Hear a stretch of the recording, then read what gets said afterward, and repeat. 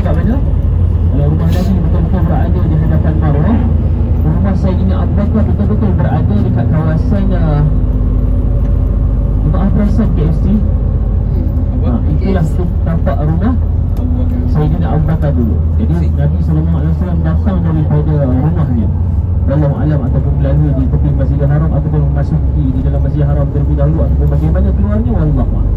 Tapi itulah bagaimana perjalanan Nabi bergerak daripada rumah Nabi dalam keadaan berbeza jalannya, dan kemudian sampai di rumah Sayyidina Abu Bakar. Bila mana sampai di rumah Sayyidina Abu Bakar, Rasulullah terus mengatakan kepada Sayyidina Abu Bakar, wahai Abu Bakar, sudah masanya untuk kita bergerak menuju ke Madinah. Kemudian Abu Bakar bertanya, lah, kenapa kita nak pergi Madinah? Sudahnya Allah katakan kepada aku, sudah masanya untuk aku pergi berhijrah ke Madinah untuk menyebarkan dakwah aku, iaitu agama Islam. Selepas selesai Nabi berdakwah di Kota Mekah lebih kurang 13 tahun di Madinah. Allah mengatakan seperti itu. Bila mana Abu Bakar mendengar apa yang dikatakan oleh Nabi SAW, terus si Abu Bakar ni tak cakap apa-apa pun, menitik air mata si Abu Bakar. Sebab apa? Agak-agak sebab apa? Sedih sebab nak pergi jauh kan? Bukan itu orang jemaah.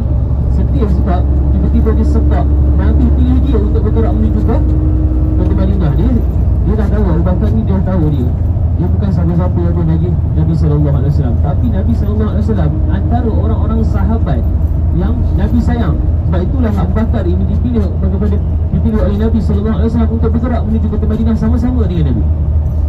Kalau kita bersama juga seronok lah.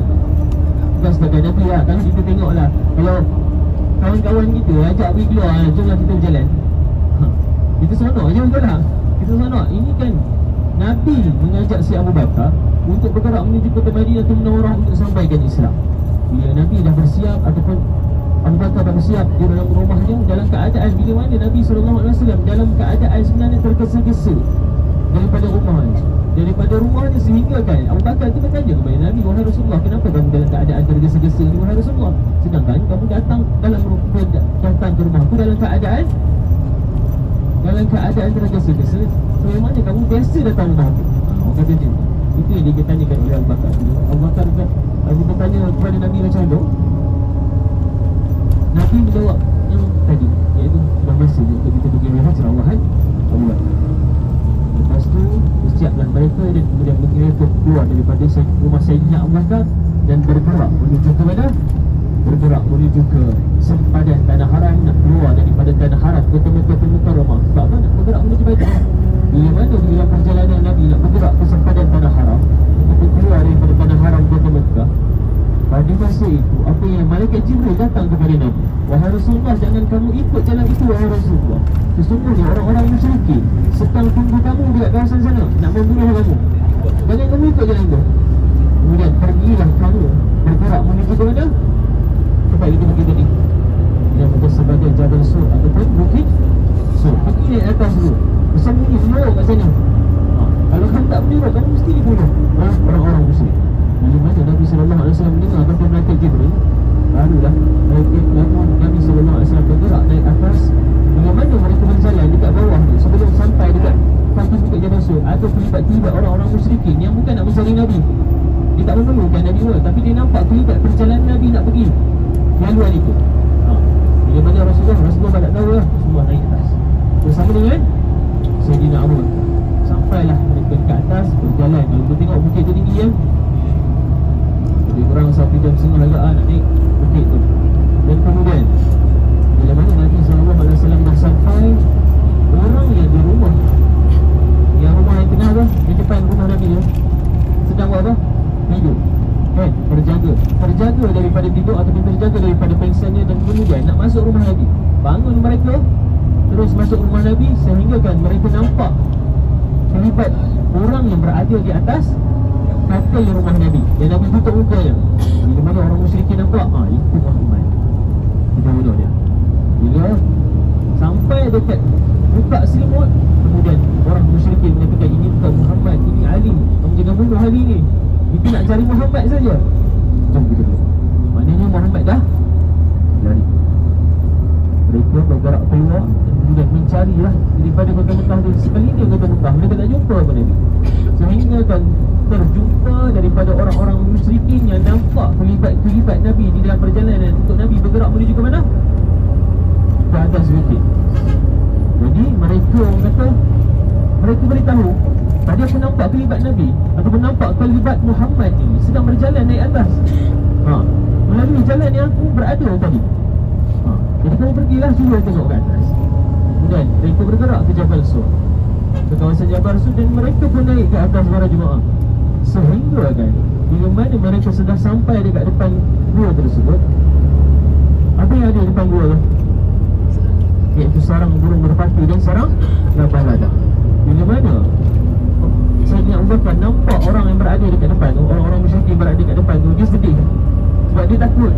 Kemudian sehingga kan apa yang dikatakan oleh Abu Bakar, wahai Rasulullah, sekiranya mereka nampak kita ni, kita memang akan bunuh dia. Memang dia akan dibunuh daripada dengan orang musyrikin ni, sebab mereka dah cari kita. Kemudian apa yang Nabi katakan kepada Sayyidina Abu Bakar, la taqaf wa la tahzan, innallah ma'ana. Jangan kamu takut wahai Sayyidina Abu Bakar, jangan kamu bersedih, sesungguhnya Allah bersama dengan kita pada saat ini dalam gua tu. Allah membantu.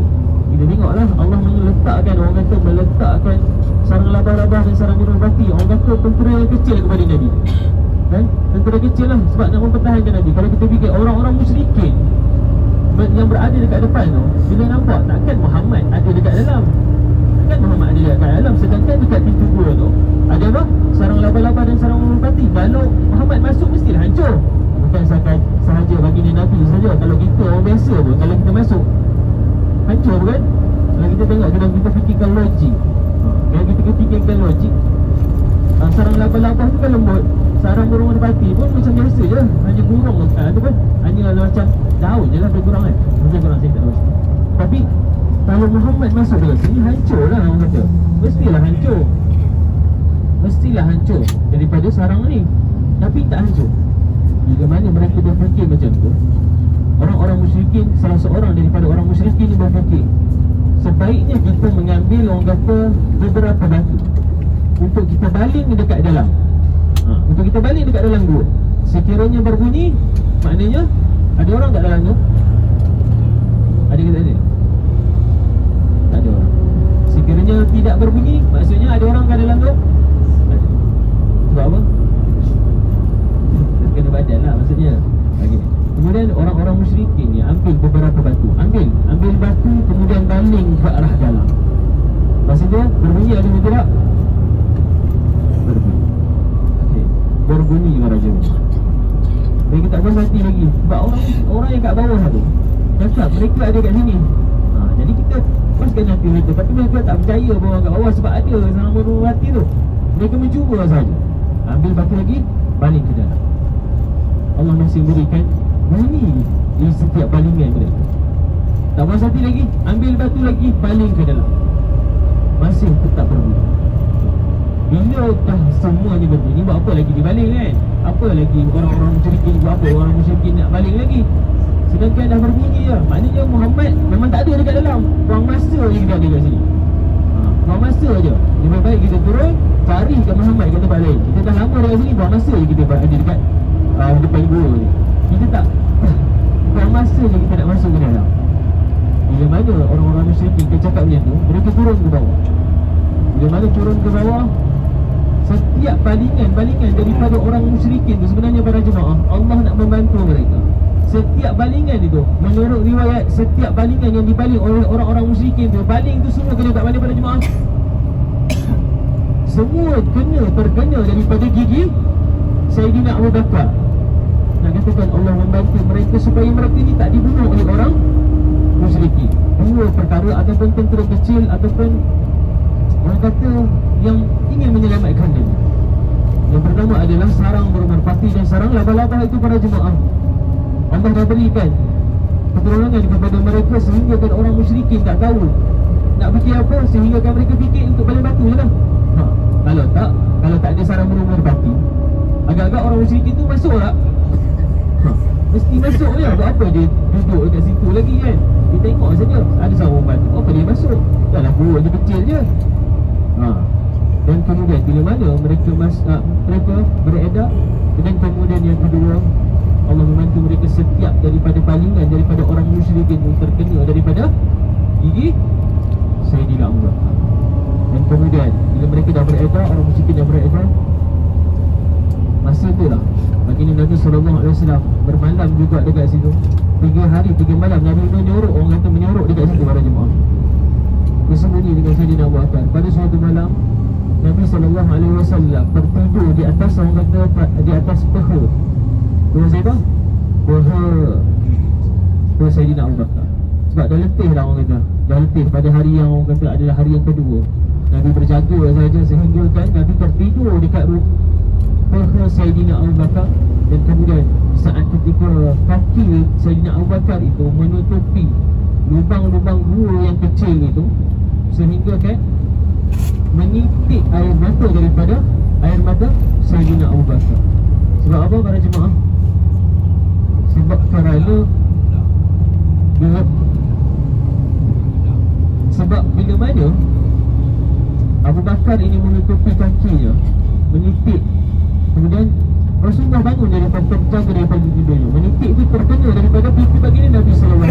Rasulullah terjaga dan kemudian bertanya kepada Sayyidina Abu Bakar, wahai Sayyidina Abu Bakar, kenapa kamu menangis? Sedangkan aku dah cakap kepada kamu, Allah bersama dengan kita pada saat ini. Dan kemudian orang-orang musyrikin ini takkan tahu lagi kita di mana. Kita akan bergerak menuju ke Madinah Munawwarah. Kemudian apa yang dikatakan oleh Sayyidina Abu Bakar, wahai Rasulullah, sekarang ni kaki aku ni yang sedang menutupi lubang-lubang gua yang kecil ini sedang digigit apa para jemaah? Digigit kala jengking, wahai Rasulullah. Jadi sakitlah kaki aku, wahai Rasulullah. Kenapa kamu tak kejut aku? Kenapa kamu tak kejut aku daripada tidur? Apa yang dikatakan oleh Sayyidina Abu Bakar, mana mungkin aku menggerakkan kamu, wahai Rasulullah. Aku melihat kamu dalam keadaan letih sahaja, wahai Rasulullah. Tak sanggup aku, tak sanggup aku nak gerak kamu daripada tidur, yang mana kamu dah lama berjaga daripada semalam. Kamu terjaga saja, aku berjaga saja, tak sanggup aku untuk gerakkan kamu. Sebab apa? Dia tahu Nabi SAW sedang letih pada ketika. Masa itulah Rasulullah mengambil air dari langit, meletakkan ibu jari Nabi, meletakkan di langit Nabi SAW, mulut Nabi di kawasan langit, dekat langit Nabi. Pada ketika itu apa yang baik Nabi SAW bacakan di dalam ayat tersebut, iaitu daripada doa-doa, daripada ayat Quran, daripada surah-surah syifa.